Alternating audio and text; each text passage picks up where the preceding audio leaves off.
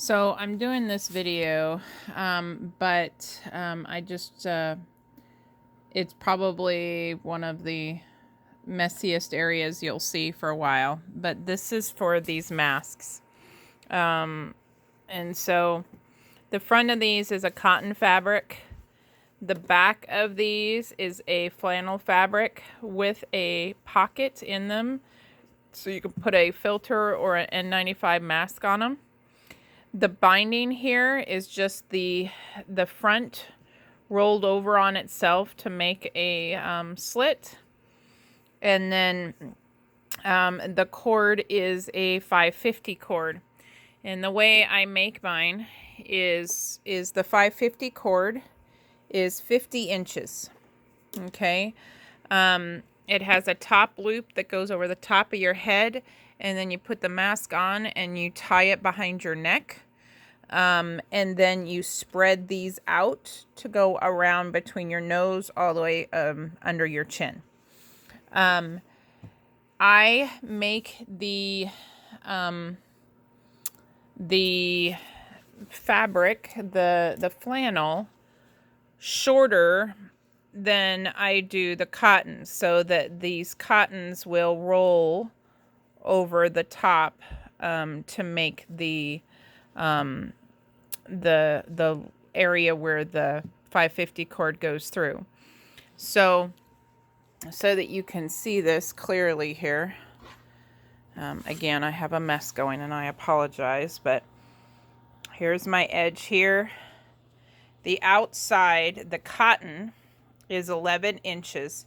And yes, I'm even using the bias or the edge of the cotton, because the way I look at it, it rolls over, and so you won't see it on the outside anyway. So the cotton is 11 inches wide. The flannel, however, is about 9 inches wide. That's what I found is the best. And I'm using really, really lightweight flannel that I had bought for another project at Joann Fabric. But another good option is using a flannel bed sheet, because they're really thin. And that thin flannel seems to work really well on these.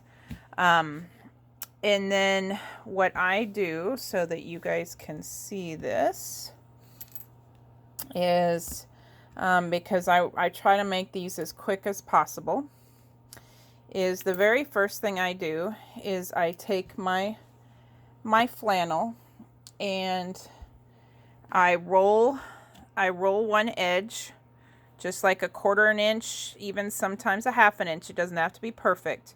And then I do a zigzag stitch all the way across it to the other side. Once I have done that for 2 of them, so here's 2 of them here, then I do right sides together. So my cotton is here, right sides together. So on my flannel pieces, it would be the rolled edge is on the outside. Okay. So right sides together. I will do another zigzag stitch across here and across this edge, as close to the edge as I can get it. If you have a serger, you can do the serging that way too if you wanted to, but that's what I do. Then I go over to the iron and I iron these by flipping this whole thing upside down like this.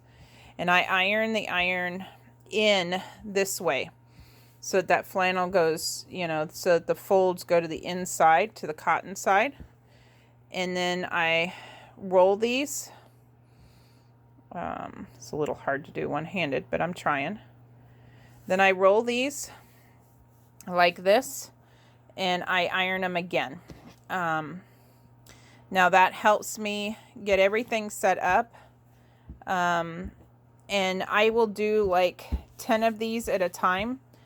And I'll iron them all at the same time, and I'll do the stitch, and I'll just chain stitch them all together, and then cut the chains before I go on to the next step.